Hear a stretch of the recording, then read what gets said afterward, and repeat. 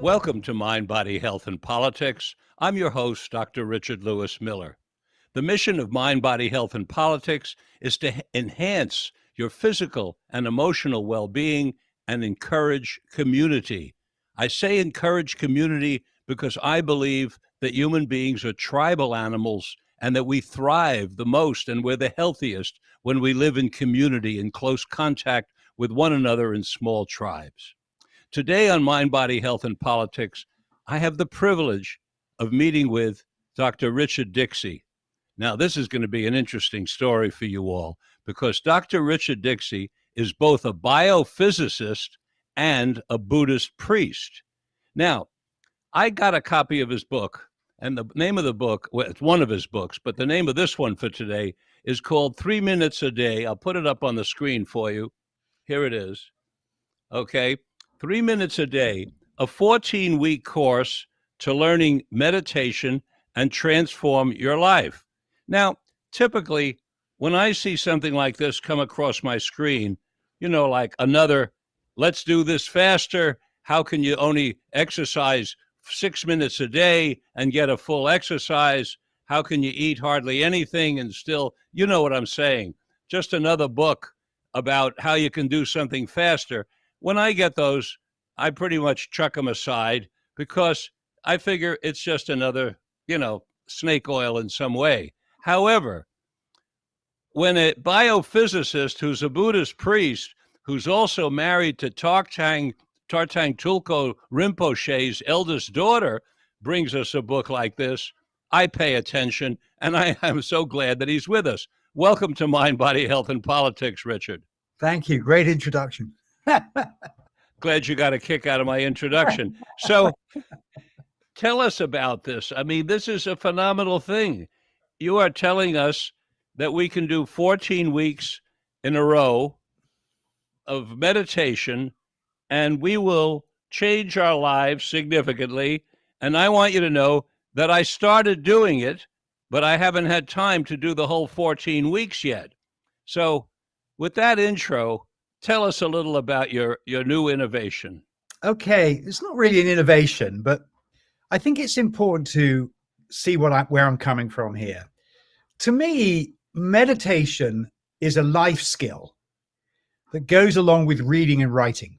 Honestly, I think we should have reading, writing, and meditation in 3rd grade. The question is, why is it a life skill? Why is it such an important skill to develop? And why is it only a skill and nothing else? And so we get into the whole thing. So let's start from basics. Okay, let's do it. Yeah, the only experience I ever have, you ever have, Albert Einstein ever had, I don't care who you tell me, the only experience they ever had was either one of the 5 senses or thoughts and imaginations. Normally it's 6. You know, we're talking about the 6 sense gates. So it's either 5 senses or it is thoughts and imaginations. That's all we ever experience. Everything else is an inference. That's to say, from the 5 senses, thoughts and imaginations, we make a world. For example, we don't see 3 dimensions. We see 2 different images, one from each eye, and our brain integrates them together and produces an experience of perspective. The perspective we see is actually constructed by our brain in exactly the same way. What we hear is actually coming from phase differences from one ear and the other, so we get a sense of space and direction. Our body image is made from stress receptors in our skin, in our hands and musculature, and that's what creates a body image. The whole thing is an image. It's an inferential construct. Now, if we were just a camera, or if we were just a recording device, that's to say the construct we made was exactly the way things are, there'd be no issue. The problem is it isn't. The construct we make is conditioned, it's colored, it's influenced by everything we know, all of our prior experience, etc. And I'll get into that as to why that is in a minute. As a result, the world we see is not actually the way things are, it's the way things we construct them to be, which is why people disagree, why they argue, why there are fundamental differences of view about the same material. You're saying that 10 different people look at the same thing and they're liable to see 10 different things They are. because of what each person adds Yeah, themselves? sure. What each person Thank you. adds, what each person thinks it means, etc., etc. Meditation is the skill to see the construct. If you can see the construct, you can have freedom from this fundamental conditioning element, which is essentially a prisoner. It is making, it's enclosing us in a model of the world which we don't understand. And if we can't see it, we are, in a very real sense, fundamentally ignorant of our condition. So that's what meditation is about. Now, it is a life skill. It's a life skill like any other life skill. It's not particularly religious. It's come to us from the great Asian wisdom traditions, where it was developed by monks in their practice of Buddhism and other spiritual practices. And as a result, it comes with a lot of dressing, which could be described as religious. But in its essence, meditation is not a religious activity. It is merely an activity of addressing perception itself and trying to get to grips with it. Now, this is a skill that can be learned relatively easily and relatively quickly. Although everyone's used to sit for 1 hour, sit for 2 hours, all that stuff, that's because it's those sorts of techniques were developed by monks. And of course, sitting for hours is a monk's day job. That's what monks do for a living. We aren't monks, we're lay people. And so sitting for an hour or 2 hours is really not an option for most people. However, Right. you can get the fundamental skill you need to see the construct in a much shorter time. And that's essentially what this book is about. This book is about explaining how we can get to grips with this process of inferential generation, which we all have in us the whole time, and B, how we can generate little insight after little insight after little insight that builds up to a knowledge of how to meditate, which is essentially what we're trying to get to.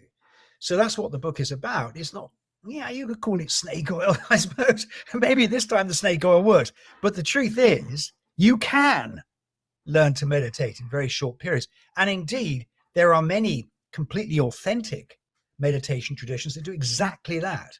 They don't stress long periods of practice. Of course, if you get good at it, you can do long periods of practice by all means. That's fine. But that's not the objective. The objective is to see conditioned responsiveness, what I call reflexive reactivity. If we can catch sight of reflexive reactivity, we can truly transform everything. Because let me interrupt for a second, Richard. Oh, I'd like you to go a little deeper into reflexive reactivity oh, and to make certain that we all understand what you mean by that. yeah. Okay. So as I said, all we get are 5 senses, thoughts, and imaginations. That's all we receive. Would it be safe to say the 5 senses plus what each of us adds? Thoughts and Is that imaginations. another? Yeah, Yeah. that's it. Okay. That's the whole 5 senses, for clarification for our listeners and readers, the 5 senses plus the whatever it is that each of us adds to whatever we're seeing or hearing. Yeah. 5 senses. Thank you. Thoughts and Go imaginations. ahead. So it's like a city with 6 gates. That's all we get. Everything else is made. So when we talk about the world, we're actually talking about an inference we have made from our 5 senses, thoughts, and imaginations. That's where that inference has come from. We learn about it at school. We learn a whole bunch of words. We learn a whole bunch of ideas, and we call it the world.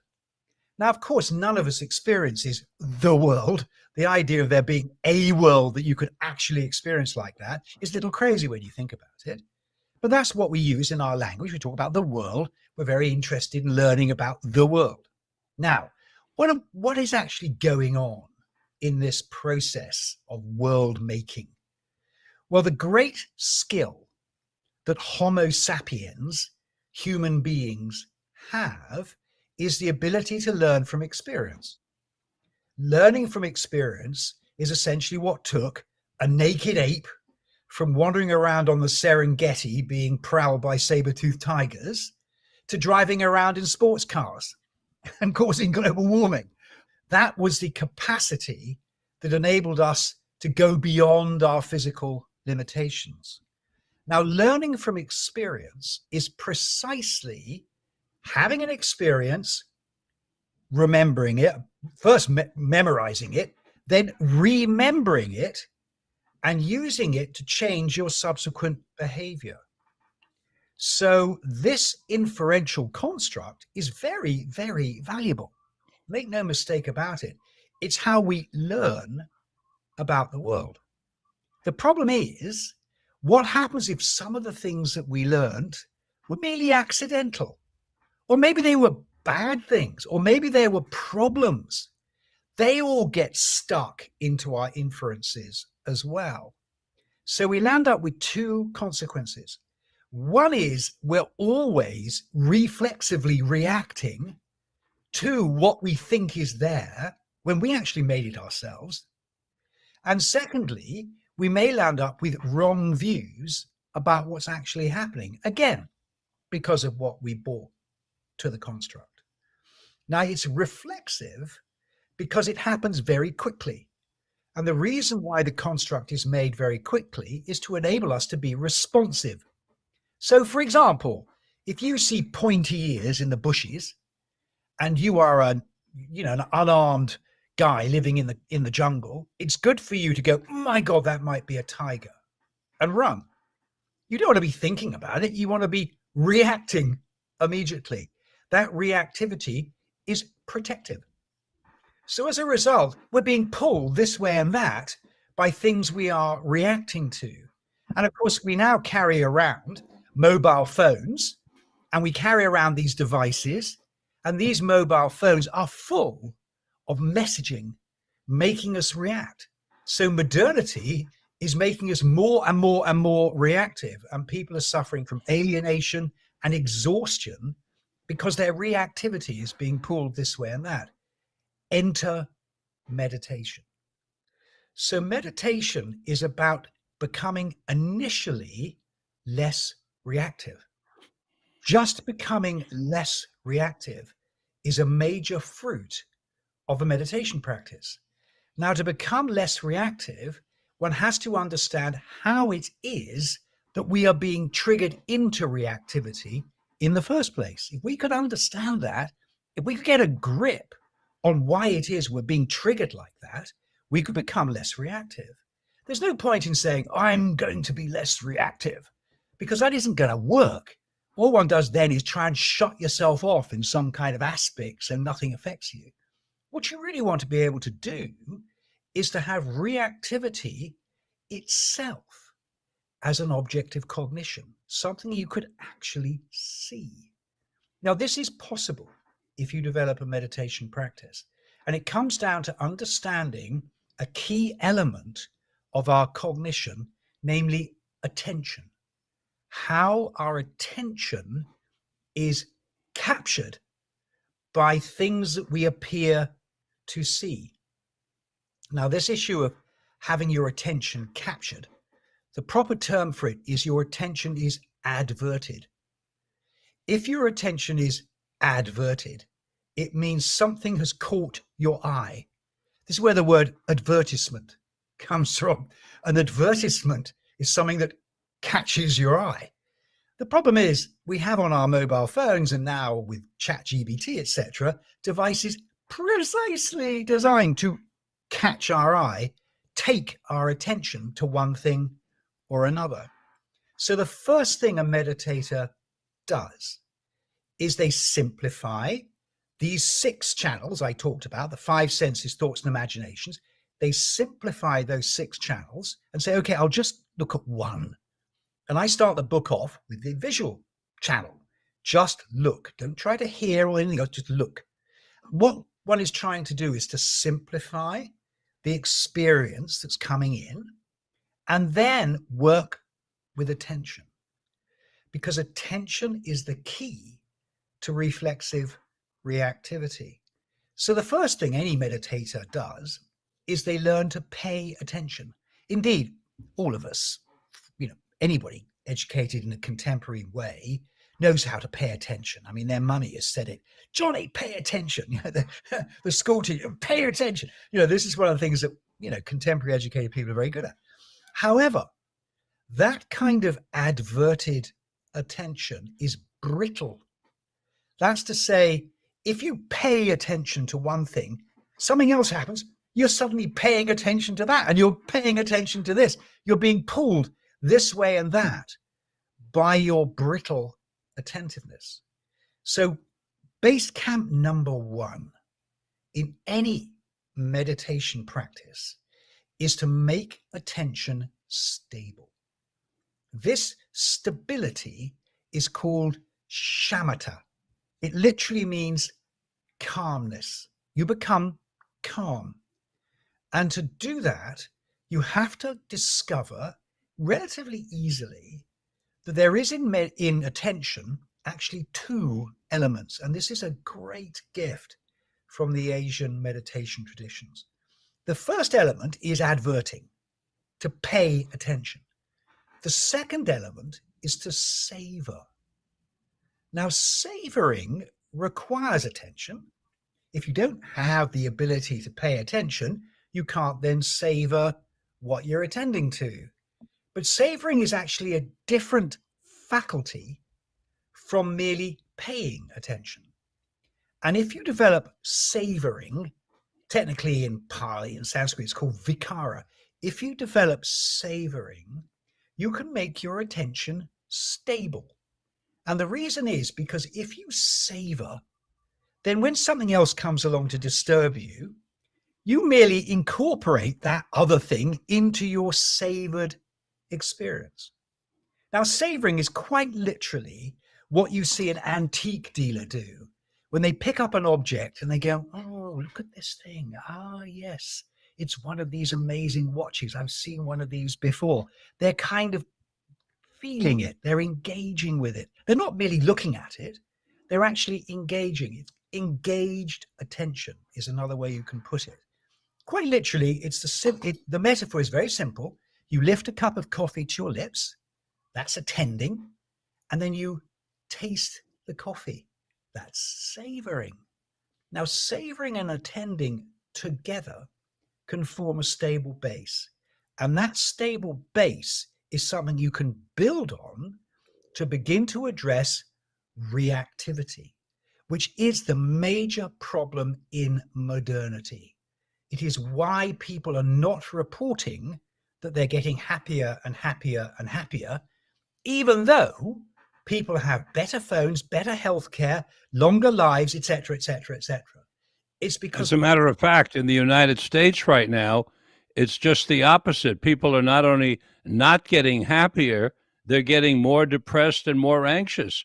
I interviewed a demographics expert from Johns Hopkins recently, and she told me that 30 to 40% of the United States right now is suffering from anxiety and depression. Precisely. And where's that coming from? It's coming from out of control reactivity. Now, let's look at this. This is very, very interesting, actually. Just this general point. We are living within an amazing 6-channel processor that is processing 6 channels of information at all times. Actually, it's refreshing itself about 20 times a second and producing maps of the world. This is how Homo sapiens, as I say, has come from being a naked ape to dominating the planet. However, the map making is protective. It is there to give us a long life, not necessarily a happy life, just a long one. It's protective. That means the only thing the map maker is interested in is bad news. He doesn't care about good news. This is why the papers, the internet feeds, the TV channels are full of bad news. I am more interested to read about a mudslide in Argentina than I am to read about the fact that someone down the road was friendly to a stranger. The bad news interests me, the good news doesn't. That is because the map maker is interested only in bad news. Do I have to change anything? Is there something else I should change? Now, this would be fine if we only had a little bit of news. The problem is we're carrying around these mobile phone devices. We got the internet and everything else firing bad news at us the whole time. So our reactivity is being triggered. And whether it's buy a Rolex, you'll be a better person, or, oh, look what's happened in this earthquake. Good, bad, good, bad, good, bad, good, bad. Our attention's being adverted all over the place. It is exhausting.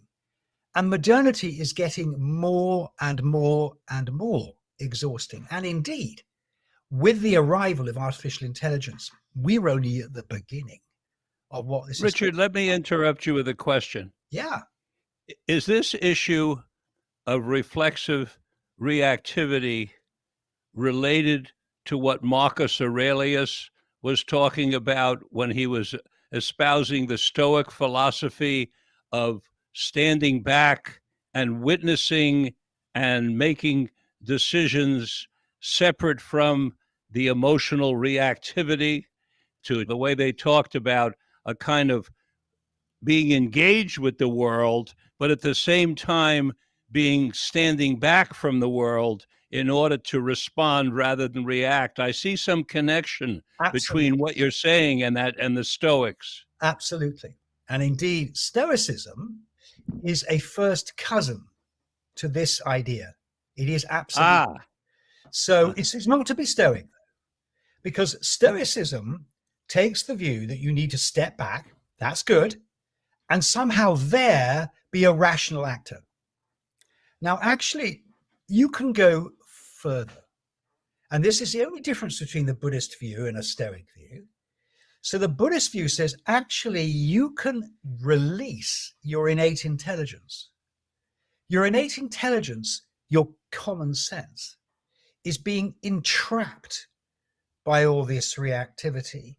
You don't have to appeal to rationality. You can actually become responsive, creative in the light of all this input. You don't just have to stay as a detached observer, which is what Stoicism says. yes. Now, but what is fascinating about Marcus Aurelius, and this is really the whole rub of the whole thing, Marcus Aurelius, 150 AD, this is 1900 years ago, get my math right, 1900 years ago, yet he could have written that thing yesterday. That means humanity at a fundamental level is not changing. Yes. But what is changing is we've got better weapons, better guns, more efficient technology. This is seriously dangerous. Now, we're not changing because we are not addressing reactivity.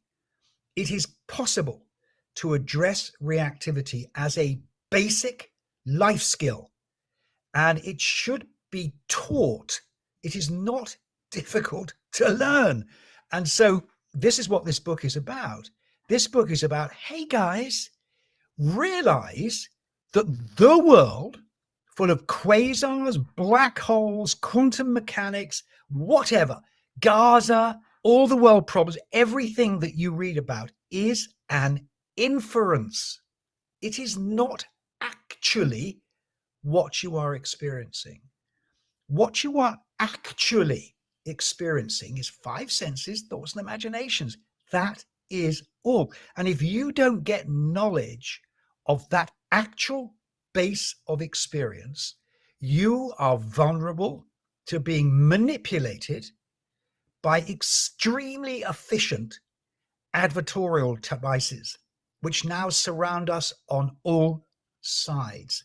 And it is going to get worse, not better. But the good news is you can learn this skill quickly. This is not a complicated skill to learn. And What you're saying is that with the advance of technology, please correct me if I misread you here. With the advance of technology, there are more and more devices grabbing our advertisement, our adverts. That's more and more things are pulling our attention away, so that the sixth thing that we add, which is our imagination, is getting distorted more and polluted more rather than being more acute. well, I wouldn't actually put it quite that way, because the sixth thing you mention, our thoughts and imaginations, is also another element of our experience. We infer from that a term called I and another one called me. Actually, neither I nor me exists in experience. They are brought to experience by a process of inference. You go, I was there. But I was there is actually a memory statement. I was there. Right. I was there as a memory because you're talking about the past tense. But when you go, I am here, it's a very Yes. interesting thing. You suddenly realize that being here doesn't require I. There's just here. Just like when I talk to you, I don't see you and the guy inside who says I just see you. There's only one thing there. There's one person. But we always make it two. We make it me and my experience. But actually, there is just my experience. That's what's really happening. So the sixth gate is also something that can be examined. And in fact, it is of enormous value to examine the sixth gate. Now, of course, that's what psychotherapy does, isn't it? I mean, psychotherapy talks about all the experiences you had when you were a kid and all that stuff. Yes, it does. This goes a little bit further. It says, yes, you've had all these Well, experiences. I got to interrupt a little Yeah. bit because my primary profession is I'm a clinical psychologist. Oh, there you go. And so not all of us dwell into the childhood and the past. Some of us are interested in exactly what's going on at the moment between the patient and the doctor in the existential now. So Okay. I So wanted to. let's just okay. Now let's go for this. There is a word in our language. It's called recognition. Now, recognition is part of common sense. We cognize, we recognize. In recognizing something, you know what it is. What's actually happened is the primary sense impression has been analyzed and compared with a remembered one, and it's been given a name, a word, a description, a person, whatever. I recognize you. We always say recognize, Yes. but actually it's recognize. You can actually measure how long that takes. That takes about 200 milliseconds. So between cognition and recognition is a significant gap of time, which means that the here and now that everyone talks about as if it's actually present is not. Actually, we are at best about 400 milliseconds behind the here and now, 2 finger clicks at all times. It never changes. And the reason is because we need time to cognize and then time to recognize. Now, the cognitive element is not really where the problem lies. The problem is in the recognitive element. The recognitive element is where the conditioning is occurring, because in that process of recognition, we are generating a map based upon our memory. And our memory is full of all kinds of stuff. Accidental, most of it, where we come from, where we were brought up, what our parents said to us when we were small, all of our experiences, our worldview, all that kind of stuff. Now, if we are unconscious of all of that, our recognition is unreliable. We make a best fit. So what the Stoics do is they say, well, make a best fit. Well, it's always going to be a bit unreliable. Make a best fit. Okay, that's not bad advice. It's going on the right direction. Actually, you can go a bit further. You can see it. And if you see it, something profound happens. Because suddenly you go, wow, that's just my opinion. That is a moment of clarity that rings like a bell That is my opinion. Now, that clarity is called in the old language vipassana, seeing clearly. You suddenly see clearly. Your common sense, for once, is not being boom, boom, boom, boom, boom by all this reactivity. You're seeing clearly. Now, that seeing clearly releases something quite magical. Point one, you can no longer be pulled this way and that randomly. Of course, you're going to fall back into it, but nonetheless, you have a recourse back into a place where you're not being pulled this way and that. And two, you can become creative. Now, what that means is you're no longer trapped by an increasingly narrow view, which comes from what you've learned. And of course, the older you get, you and I are not exactly young, the older you get, the narrower your view becomes, because of course your memory is full of reinforcement, and you gradually find your view can open. You can do things in a different way. There might be other solutions that are right there in front of you never saw. All of this is possible once reactivity is understood. And that's what meditation is for. Once you've done that and you've achieved vipassana, you have retaken a fundamental element of your humanity back from what is essentially a mechanical processor. And there is a very real sense in which much of our cognition is quite literally mechanical. And indeed, Google and all these clever people with their computers can more or less predict what you're going to do with regard to that mechanical element of your cognition. But there is another element that is not mechanical. And that other element is what we call common sense. That just has clarity of view. And recovering your own clarity of view is literally like recovering the heart of your being. And so although this book has got this slightly, I agree, I never really quite like the title, Learn to Meditate in 3 minutes a day, let's cut all the corners. Absolutely not. This is about a very simple path to recovering your humanity. And your humanity is not the next thing you buy on Apple. It is not how you look on a mobile phone. It is not even how concerned you are about events in Gaza. That is not where your humanity resides. And getting back the heart of our being is of intense value. And it transforms everything, because all we have are five senses, thoughts, and imaginations. If you learn about them, you transform all of your experience. It is that fundamental. Actually, it's more fundamental than reading and writing. This is literally the first thing we should be learning.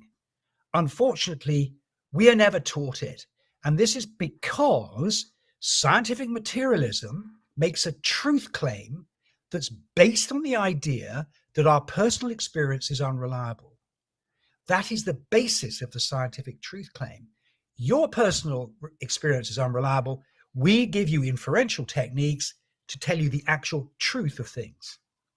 But they never say, oh, but those are inferences.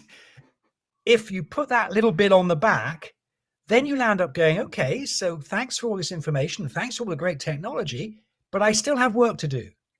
Because but science also takes into account the sixth sense, because as a physicist, that I think it was the astronomers who first pointed out to us that which we see, we are adding to. Sure. And so when we see stars in the distance, we're adding to what we see by who we are. Isn't that correct? That was a very fundamental aspect of physics, that understanding that we're adding to what we see, whether it's through a telescope or through a microscope. So there is. I've got no issue with that at all. And of course, many scientists have said this. And indeed, you can go to any bookshop and you'll find a whole bookshelf of 101 Ways to Be Happy written by neurophysiologists or whatever, clinical this and neurophysiology that. But unless you do something yourself, these books Yes. are useless. They are No, but literally. I'm saying there's agreement with what you're saying. I think a lot of scientists agree with what you're saying. Yeah, I'm And a the scientist question, myself. I'm not in any way against science. All I want so is the person to do something, the actual person. That's to say, if you meditate, you're not interested in the external world. So, look, meditation is about doing something for yourself. I'm all for external knowledge. I am a research scientist with a doctorate.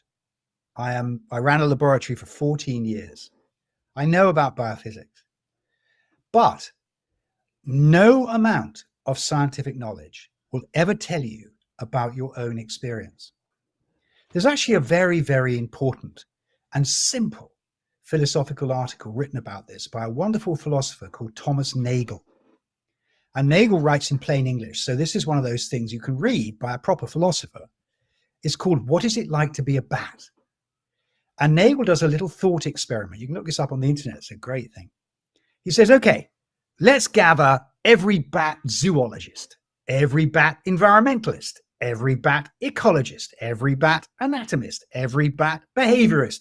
We will make an encyclopedia about bats. It'll be thousands of pages long. But no matter how big that encyclopedia is, you will never know what it's like to be a bat. The only way you will find out what it's like to be a bat is to be a bat. Now, let's look at alienation.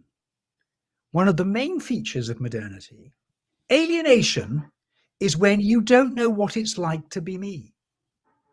I feel alienated. I don't feel I know who I am. The only way you will find out what it's like to be you is to explore your own experience. I don't care how many books scientists write about the brain. It makes no difference whatsoever. You need to find out what it's like to be you. Meditation is exactly that. It's finding out what it's like to be me. Now, because of our reactivity, our reflexive reactivity, we're being stirred up all the time by things that irritate us, things we want, things we don't want, things we feel we have to do. And that stirring up is making us muddled. It's like we're a glass of water with mud in it that's all cloudy. As we learn to calm, the water clears, and suddenly we can see our experience. That clarity of mind is discovering what it's like to be you. Then you can say, well, now I know what it's like to be me. Where am I? And what you'll find out is you're within this incredible device that is making a map for you continuously of your experience. And you'll be able to see that map. That can become something you can see. That releases your innate intelligence. Your innate intelligence is otherwise imprisoned in reactivity. Now, this is an ancient idea, but it had a modern incarnation. The famous philosopher Wittgenstein said the task of philosophy is to release our natural intelligence from its bewitchment by language. And this map is full of words. It's full of named things. Now, these things that are named are recognized from sense impressions that have no name. That's to say, it's part of the map. Gaining insight into our reflexive map making is one of the greatest discoveries any human being can make, if not the greatest. Because until we see the map, truly, we don't know who we are. We're literally living in a model without seeing the model being made. And this, to me, is a fundamental insight. It's so deep and it's so simple that you land up going, why doesn't everybody see this? Well, honestly, it took me almost my whole life to see this and realize how true it is. It is not immediately obvious. And that's because the map is so sophisticated and arises so quickly that we never see it being made. So we think it's real. So we say, oh, this is it, the here and now, in the world. There's me in the world now. But all these statements are actually map references. They don't reflect actuality. They reflect a model of actuality. This is where Richard, are you implying that through meditation we can see something as if we're seeing it for the first time without relying on all the recognizing and bringing all the stuff from the past into play when we're looking at it? Yes, of course. So just like when you were 17 and you opened the window and there was the world was your oyster. You didn't have any ideas about it. It was just, whoa, there it is, ready to go. You can get that back. That joie de vivre can come back. That ability to breathe. Is that what the Buddhists mean when they say beginner's mind? Yes, beginner's mind. Exactly. Beginner's mind. Beginner's mind. You can okay. refresh yourself.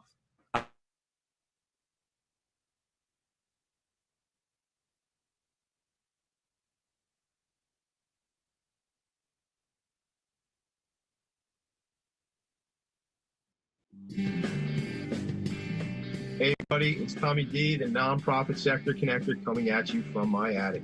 Each week here on talkradio.nyc, I host a program, Philanthropy in Focus. Nonprofits impact us each and every day, and it's my focus to help them amplify their message and tell their story. Listen each week at 10 a.m. Eastern Standard Time until 11 a.m. Eastern Standard Time, right here on talkradio.nyc. Were you an essential worker during the pandemic? If you needed to learn stages of epilepsy, did you depend on advocates? Did you use new innovations to cope with mental and neurological issues? Maintaining high quality of life and keeping good mental health are what we all strive for. I'm Frank R. Harrison, host of Frank About Health, and each week top healthcare influencers, professionals, and innovators answer these questions and more. Stay tuned on Thursdays at 5 p.m. on talkradio.nyc, and I will continue to be frank about health with all of you. Hi, I'm Linda Marsanico. The A Train to Sedona is a memoir about my journey to love and compassion. It's also the name of my new broadcast on Wednesdays at 12 noon. When we are spiritual, we embrace possibilities and ideas, which strengthen our mind, body, spirit, health, and wisdom. On the A Train to Sedona broadcast, I plan to interview guests who embrace these expansive practices. Join us on Wednesdays at 12 noon on Talk Radio New York City. You're listening to Talk Radio NYC at www.talkradio.nyc. Now broadcasting 24 hours a day.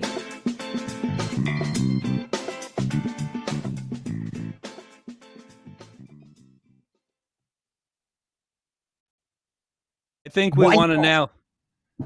want to now give our listeners a little taste of the 3-minute-a-day program. So give us a little taste to whet the appetite so people will give this a try like I am by putting the little light on my chest. I have a little electric light, a little electric candle, actually, that's safer than a regular candle. So I put it on my chest and I lay back and I stare at the candle and I've got a clock set for 3 minutes. That isn't going to work. You have to watch a live candle. I need a live candle? You do, yeah. I'm so glad I asked. Oh, great. But okay, so look, the first thing we need to do is to establish a relationship with our attention. Now, we've all learned to pay attention, normally by being told to pay attention. So the first step in any meditation practice is to choose an object of attention and pay attention to it. And so I start the book with a candle. And the reason I say light an actual candle is because a candle is a moving object. It's not still. It moves. Sometimes it flickers. It does all kinds of interesting stuff. So it's a much more interesting meditation object than a light bulb, which is just a flat light. So my electric candle flickers. no, but that, if it flickers nicely, Yes, then fine. I have a regular candle I can use. I think you'll find a regular candle a much more interesting object. And so the first bit of meditation is that. Now, of course, I can't do that over a Zoom call because I can't show a candle lit lamp or one on my desk. But what I can do is do the way most people associate meditation with the sensation of the breath on the tip of the nose. For some reason, that's called mindfulness meditation, which it is not at all. It is shamatha meditation. And really, this is a very annoying thing that's happened because the traditions got all muddled up because people aren't using terms properly. So this experience of breathing and feeling the breath on the tip of the nose is another place you can apply your attention. So for 3 minutes, now 3 minutes is actually quite a long time. You know, people say, oh, 3 minutes, 3 minutes is nothing. Okay, let's do 3 minutes and let's see how long 3 minutes actually is. Because most folk go, 3 minutes, oh, what are you talking about? Nothing at all, must be snake oil. Not at all. Sit in your chair, wherever you are, back straight if you can, preferably not lying down, because lying down you're likely to go to sleep. We will do 3 minutes on my old-fashioned stopwatch here. And all I want you to do is close your eyes and breathe through your nose and feel a kind of cool sensation at the tip of the nose as you breathe in. And there's a cool sensation as you breathe out. It's like a sensation of touch. This is one of the 5 gates, the sensation of touch. And all I want you to do is to advert your attention to touch. That's literally the first step in a meditation journey. The second step will be to take an object that changes in time, preferably a fading bell, and follow it fading into silence. And that develops the second capacity, not merely adverting, but then savoring the fading sound. Now, I can't do that over Zoom because, again, the background noise reduction is going to cut out the sound before it fades to silence.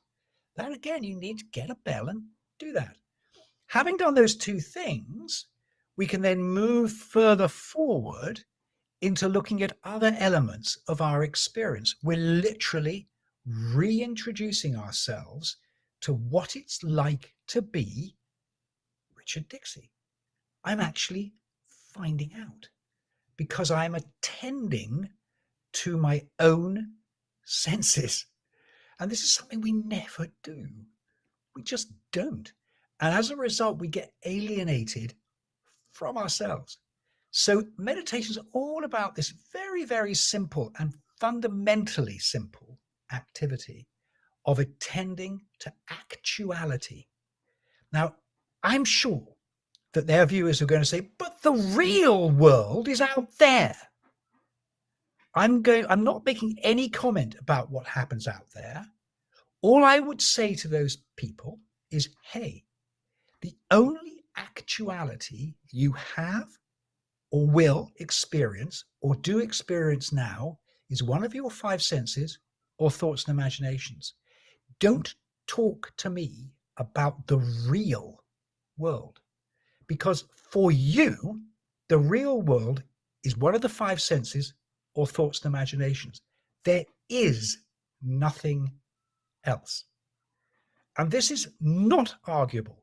It really isn't. And no scientist would actually take issue with it.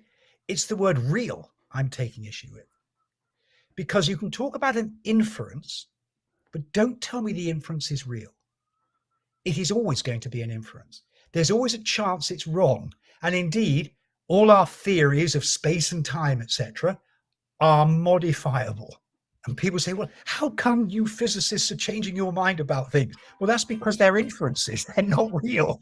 They're just ideas that might be real. But what is real is our five senses, thoughts, and imaginations. Those are the only things we ever experience. So what those, you're saying, in effect, is you can go along for a long time thinking the world is flat, but suddenly somebody figures out that it's round. And so now you better readjust your thinking and your understanding. but that doesn't right, make because, it, that doesn't mean the world is round is real. It means the inference of a round world is a now better- taken over as the new reality. No. Careful. Let's be precise here. No. The inference that the world is round Yes. is a better fit to the data than the inference that the world is flat. Actually, we now think the world isn't round, it's an oblate spheroid. So it's not even round, actually. It's slightly bulging in the middle. And now, with further precise data, we think it's vibrating. We go on and on with these inferences. Careful about the language. Some time ago, somebody asked me what I would like to have put on my tombstone. And I said, reality is a consensual hunch.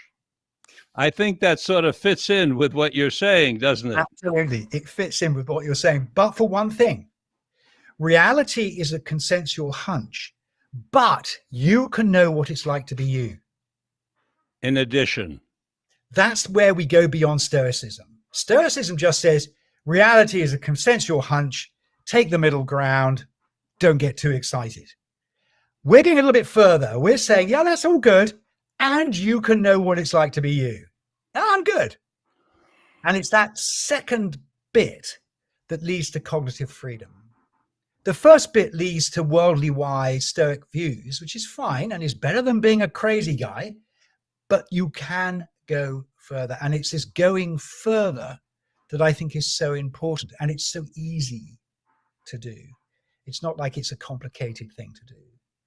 And so learning about your own experience is not to deny the existence of the world. It's not to undermine scientific insight, nothing like that at all. It's merely to start exploring what it's like to be me. And as we do, we find out we have all this capacity, which is being covered over by our reactivity. We're being pulled out of shape by our reactivity. It's really quite tragic. And seeing that makes you compassionate to others. You suddenly go, wow, there's a lot more good news in the world than there is bad news. And once you start getting in touch with your own base, you realize that. You realize things aren't quite as bad as they look. Our map maker is only interested in bad news, which is why we only read about bad news and think the world's going to hell and all this sort of stuff. But honestly, when you get back to your actuality, we're nice people. It's very rare indeed, if you fall down in the street, that the next guy that walks past you doesn't pick you up. Why is that? Because human beings are basically good. We are basically good. We're basically good tribal animals. But we also have to acknowledge that while 95 or more % of us are good, cooperative, collaborative tribal animals, there is a very small percentage of us that are predators. Who would control? What? It doesn't make us all predators. No. You see, this is where we get to the same thing. So you read about Kim Il-jong or someone, and people say, there, human beings are all predators. Look at this guy. No. They're the exception to the rule. Those guys are the rare ones. The nice guys are the normal ones. Yes, I agree with you totally, Richard. But we also must deal with the fact that these predators very often are able to attract large number of followers, such as the situation we have in the United States. Where are you located right now? I'm in Berkeley. Oh, you're in the United States. Okay. I'm nearly in the United States. Yeah. Okay. I'm about 3 hours northwest of you in Mendocino County. Okay. So that we have in the United States now a demagogue who would like to be a dictator, who evidently has a base of followers that might be as much as 30 or 35% of the population. And whereas that 30 or 35% may be basically friendly, tribal, collaborative animals, if their populist leader gets into power, they're not going to be so friendly anymore, because he's going to be directing them to do things that aren't particularly friendly and cooperative to other human beings. And that has been the history of the world, hasn't it? Whether it's Julius Caesar crossing the Rubicon, or Napoleon, or Hitler, Mussolini, these these small percentage of predators can do a lot of damage to the collective. They can. So what's the solution? Okay, we have two choices. We can say the demagogue's followers are bad people. And as bad people, they have to be controlled, put away, crushed, disempowered, whatever we think. Right. Or we can say, actually, I suspect if I fell down in front of one of them, they would also pick me up. i.e., they've been misled. Their basic nature is fine. It's they've been misled. Agreed. Now, okay, so if the latter is true, then the only solution is to encourage them to explore their own experience, just like I need to explore my own experience. There is no other solution. Otherwise, we are accepting the bad guy as bad, when actually I am very, very confident that the bad guy we say is bad is just confused. And boy, we can see that in this particular example. He's a very confused person.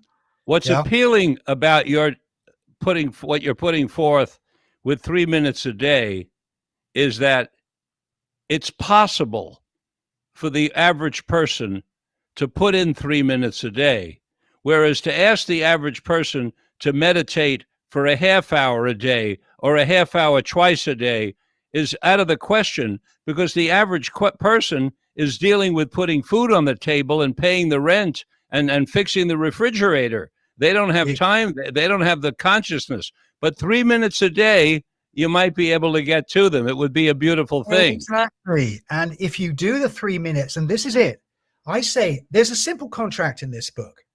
I say this: I want to tell you what this word means. And the first word is adverted concentration. Now, I can't, like, if I have a watch, I can say, this is a watch, and I can point to it. But if I talk about adverted concentration, there's nothing to point to. What you have to do is say, this is the experience of adverted concentration. Do this for 3 minutes, only 3 minutes. Just do it for 3 minutes. Having got the idea of what adverted concentration is, we can then talk about it. Now people have got a referent for that term. And then we can talk about engaged concentration and have another experience we give. And so we go on through a period of 3 minutes a day for 14 weeks. I don't want people to say, oh, I meditated for an hour a day, because the honest truth is most people, when they try to meditate for long periods, go to sleep. All they do is they sit in the idea of meditation and then essentially sleep on their cushion, which is very relaxing. And I mean, no, why not? Fantastic. But they're just asleep. So they're not actually doing anything. I'd be much happier for people to do it for 3 minutes than think they're doing it for 3 hours, because honestly, they're very unlikely that they actually are. And to me, this is a key. Now, this is where we get something intensely important. If I hold up a piece of chocolate and I say to you, I have this stuff called chocolate. It's brown, it's sweet, it's a bit gooey, it melts in your mouth. Whatever language I use, and I can write you an encyclopedia about chocolate, you will not know what chocolate is until I give you that piece of chocolate. That's to say, the experience is beyond words. All experiences are beyond words. Every one. So again, the idea that words capture reality is utterly crazy. And anybody who thinks about it for even a moment realizes how nuts that is. We have to get to experience. Now, we're living in a modernity where we're being told everything's a computer simulation. This is the latest utterly bonkers idea that it makes a good story, so you read about it the whole time. Again, it is an utterly ridiculous notion because it literally implies that there is a program, a logarithm that's generating an image, and the image is somehow an experience. The experiences happen before images, silly. Experiences are primary. You can't tell me it's a logarithm. Well, the issue, Richard, if I may, is that other than words, until we have a way of downloading experience onto a chip, which can then be transferred to another person's consciousness, we don't have a way of communicating experience other than words, do we? Yeah. Okay. So now we get to the 3-minute. Why am I like a snake oil salesman? Because I'm saying, look, I am going to give you an experience, which you only have to do for 3 minutes, and you will get a referent for that word. I don't want you to do it for longer. I want it to be really, really easy. And I want these experiences to be really small. So that way we cut through this problem. Now, words are, of course, extremely valuable because they designate, but they do not make what they designate. They merely point at it. Yes. And famously, it's always said, when you use a finger to point at the moon, please look at the moon, don't look at the finger. Here it is. So we are trying to get beyond the finger to the moon. Now, in meditation, this is 100% important because what it's like to be me is beyond words. But the posh way it's said is it's non-dual. Oh, it's non-dual, non-conceptual. But that all sounds very posh. Actually, the proper word is it's an experience. Experiences are all non-dual and non-conceptual. Every one of them. Words merely designate them. They don't replace them. So books can be very, very misleading. There's nothing more misleading than reading books about enlightenment and, mystical states of mind and all this stuff, because they give us a bunch of words when you really want is the experience. And so a lot of people are full of words. And nowadays, all these words have got into our vocabulary. You find politicians talking about karma. It's like, wow. And so you get this happening, and nirvana and all these words in the common language. But the honest truth is, unless you have experiences to which those words refer, they are almost without value. In fact, they may be positively harmful. But what do I do then, Richard, if I have an experience and I want to share it with my friend Richard Dixey? Okay, what you do is you recall the experience and you describe it. Then you have to find a way for my friend Richard Dixey to have that experience themselves. And when they do, you then go, there you are, it was one of those. You've done it. Merely describing it doesn't do a whole bunch to them. In fact, they may even have a completely different experience and think it's the same thing. Well, and that's honestly where a lot of religion goes completely haywire, because the founder of the religion says one thing and their followers understand another, and hell, here goes. You get the chaos that then ensues. So it's important to keep it simple. And to me, meditation is the fundamental life skill, and you can break it down into very simple components. And when you do, you realize, oh, I see, that's what those guys were doing. They had all this very precise terminology. It wasn't because they were anal. What they were doing was trying to get precise experiences which they could transmit to other people, so they would get the same base. And the base I'm talking about is the base of experience itself prior to recognition. It is literally the awareness of cognition prior to recognitive naming. And that is the fundamental split. Okay. If we can do it, it would be big. I have a question for you. Yeah. Richard Dixey goes on a safari in Africa. Yeah. Richard Dixey takes motion pictures of the safari while he is there. Richard Dixey shows those motion pictures to Richard Miller. how close am I in watching those motion pictures, let's say even in 3D, to having the experience that you had? Okay, not at all. And the reason is because for Richard Dixey to take those safari photographs, Richard Dixey probably had a film crew that you don't see in the picture, and he had a camera in front of his face. So whereas Richard Miller sees the lion, Richard Dixey is seeing his Sony webcam is the answer to that. So the answer is, when you watch these wildlife programs, you hear about these guys. They spend a whole year living in a hut and they get 3 minutes of a snow leopard. We get the snow leopard. So we're thinking, my God, he must be having snow leopards coming at him left and right. The fact is, he spent most of the whole year sitting there doing nothing for that 3 minutes. It's a bit like war. One always has this fantasy that war is people fighting all the time. Most of the time, even major armies are sitting around smoking cigarettes and eating lunch. It's the same thing. Actuality and how it is represented are different. And we are being fooled continuously by what we see in the media. Of course, we're getting the Samforized view as if we were there. But of course, we weren't there. And if we were there, we would have seen the film crew and we would have seen the lights and we would have spent 3 months living in a cave waiting for it to happen and all of that. That was the actuality.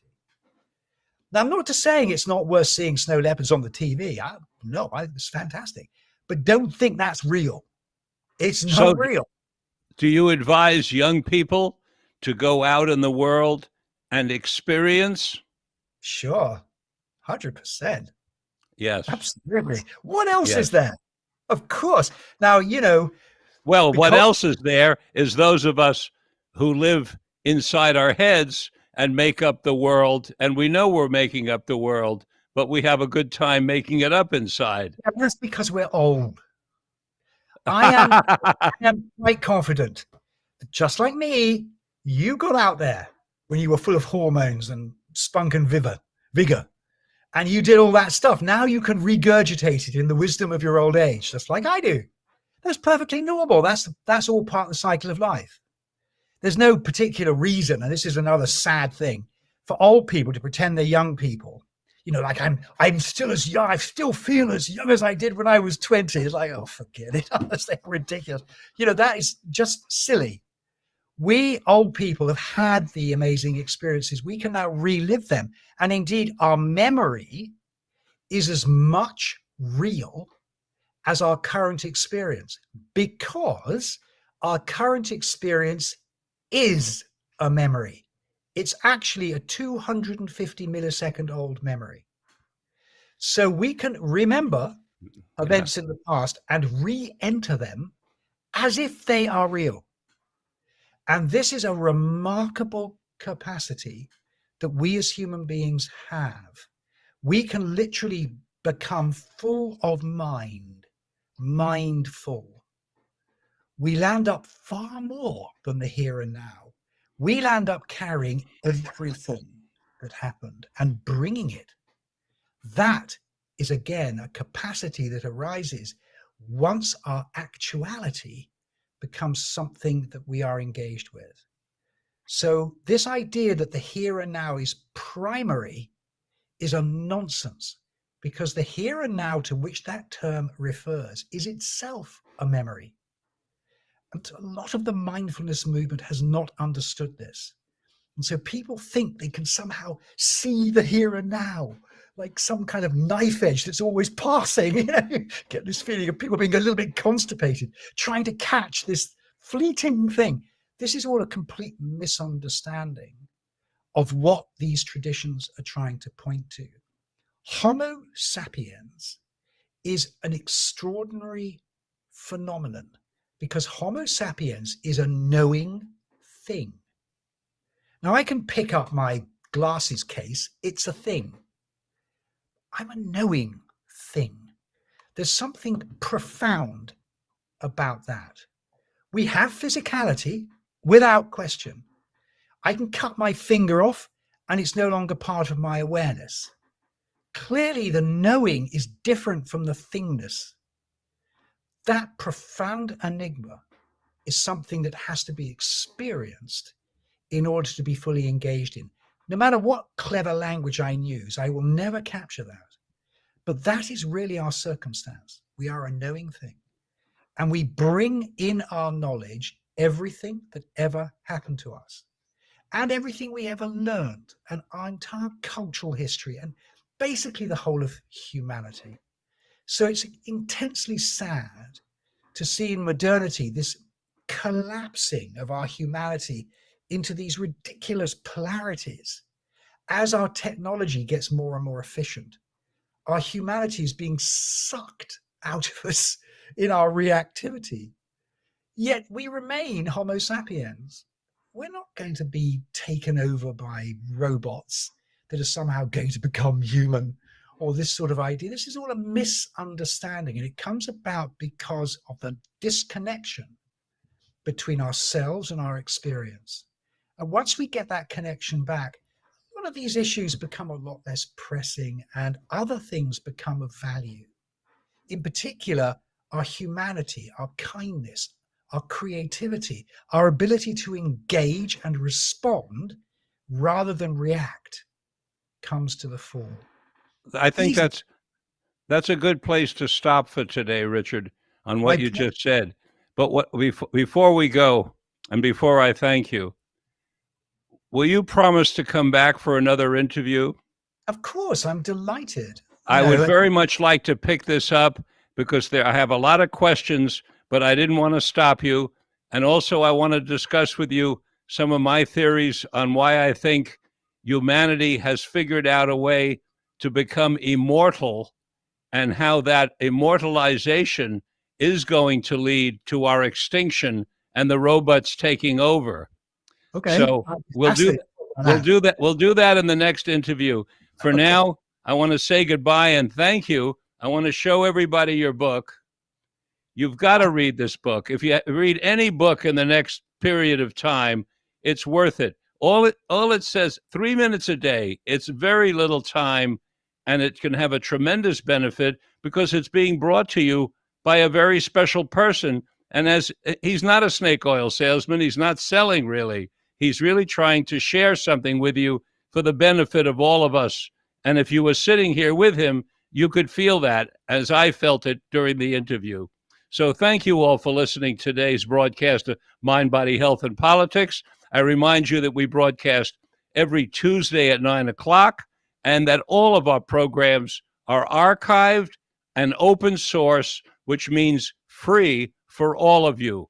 Just as Richard Dixey's work has a workbook that you can get without charge, which is a big statement, all of our programs are free without charge as well. So until next time, this is Dr. Richard Lewis Miller reminding you that good health is worth fighting for, and it's essential for life, liberty, and the pursuit of happiness.